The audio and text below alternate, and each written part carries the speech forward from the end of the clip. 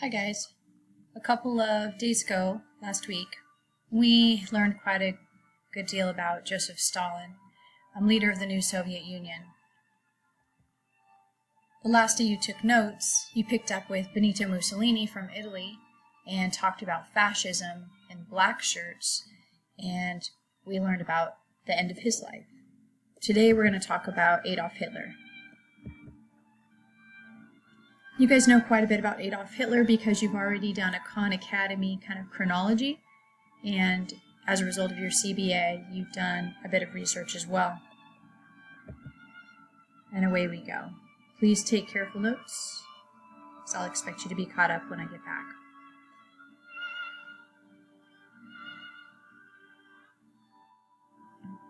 The seeds of new conflicts had been sown in World War I, and for many nations, peace had brought not prosperity, but revolution fueled by economic depression and struggle. The post-war years also brought the rise of really powerful dictators driven by the belief in nationalism, which is loyalty to one's country above all else, and dreams of territorial expansion.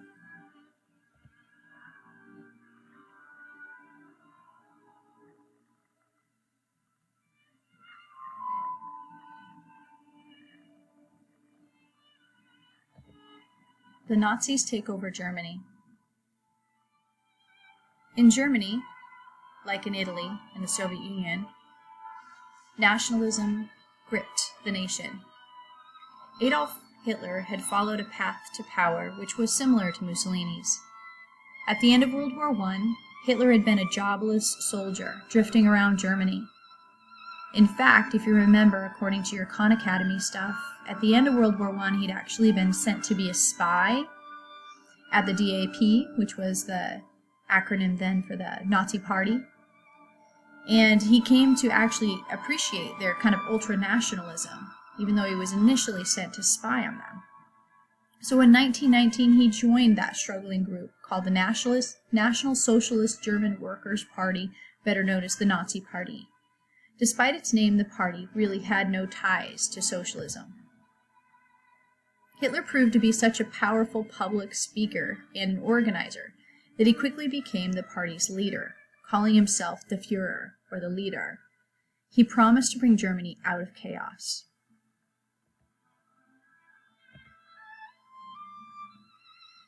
Now, Germany grew a little suspicious of Adolf Hitler. Adolf Hitler tried to seize some power a little too soon and ended up spending some time in prison. While he was in prison, which wasn't actually much of a stay, I think he got sentenced to a couple of years and he ended up serving 9 months, but it was really kind of plush accommodations for prison. And while he was in prison, he wrote a book called Mein Kampf, which basically translates to My Struggle. In Mein Kampf, Hitler set forth his basic beliefs of Nazism, and that became the plan of action for the Nazi Party. Mein Kampf, by the way, is a banned book in Germany. I used to have a copy, but I gave it to a German exchange student. So you won't find one on the bookshelf, but you can find Mein Kampf. But again, it means My Struggle. He wrote it while he was in prison, and in it he kind of lays out what will become the plans for the Nazi Party. So Nazism is the German brand of fascism, which was based on extreme nationalism. Hitler, who had been born in Austria, dreamed of uniting all the German-speaking people into a great German empire. Hitler also wanted to enforce racial purification at home.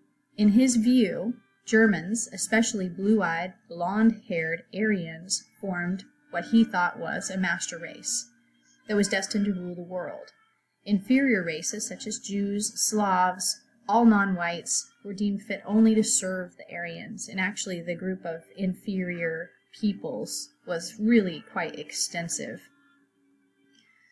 In addition to this idea of first of all, this idea of a eugenics, a purified race, is not unique to Germany, which is one of the things I'm going to ask you to explore as soon as you're done with this.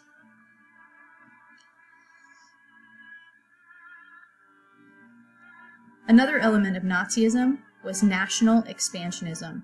Hitler believed that for Germany to thrive, it actually needed what he called more Lebensraum, which was living space. One of the Nazis' aims, as Hitler wrote in Mein Kampf, was to secure for the German people land and soil to which they were entitled on this earth, even if this could be accomplished only by the might of the victorious sword.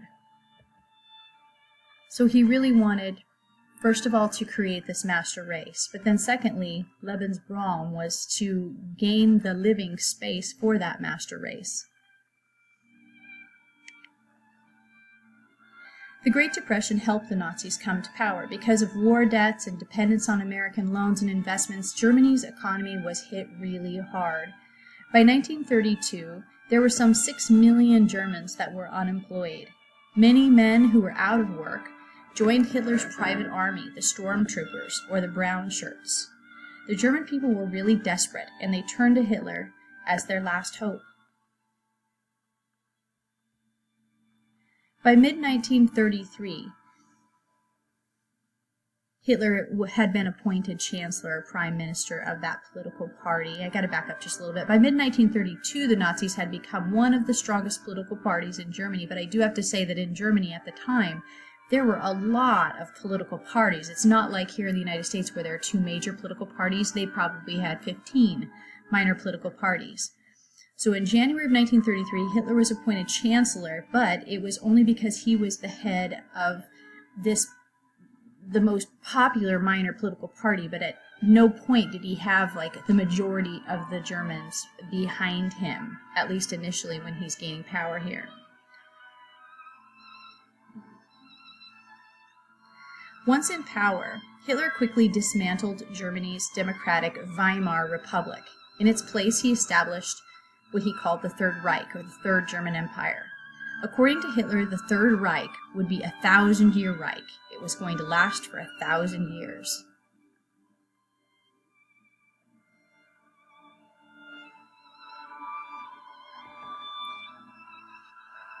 On the heels of kind of dismantling the Weimar Republic, he does a couple of other things. He does a lot of other things, but some of the most important things that he does is that by 1935 he has passed something called the Nuremberg Laws. And the Nuremberg Laws, actually I'm going to jump ahead here to some pictures, but they strip Jews of citizenship. They actually move gradually, but they start off denying people jobs in particular fields. They strip them of power as far as jobs in any sort of field with power, like in law or in the clergy or as educators where you might have an audience. He stripped them of those sorts of jobs, and then there were all sorts of other things that followed. But at the end of the day, what he ended up doing was stripping them of citizenship, depriving their rights gradually, and beginning this sorting process where people were beginning to kind of categorize themselves. Once the Jews and other groups of people had been stripped of their citizenship, they didn't have the rights any longer to fight what was happening to them. They didn't have the legal recourse. For example, your U.S. citizenship protects you in a lot of ways. The Constitution applies to you because you are a citizen. If you were stripped of your citizenship, what are you using as the basis for arguing that your rights have been violated? It gets a little trickier. In 1938, something happened called Kristallnacht. So, of course, as you can imagine, somebody gets upset about this situation, right? The fact that they're being stripped of their property, stripped of their citizenships, begins to be sorted into different groups, begins to be denied rights. And so, according to the story, a 17-year-old who is really upset by all this kind of acts emotionally and shoots at a minor Nazi political official, and this stimulates this response throughout Germany called Kristallnacht, which translates to Night of Broken Glass, where throughout Germany, in the nighttime on this one singular night, stormtroopers come through, and supposedly they say that it's just the public kind of rising up against the masses, but they come through and they destroy Jewish businesses, they set synagogues on fire, and And Hitler's response is that I didn't order any of this. This was just the people kind of rising up and seizing control for what they thought was a disorderly situation. But the fact that it happens in all of these cities on the same given night makes it pretty hard to deny that those orders came from the top. So Kristallnacht is Night of Broken Glass, happens throughout Germany, and what it really is a strong message to the German people that if you do anything that kind of disagrees with what the government is having done, that there will be harsh punishments to pay.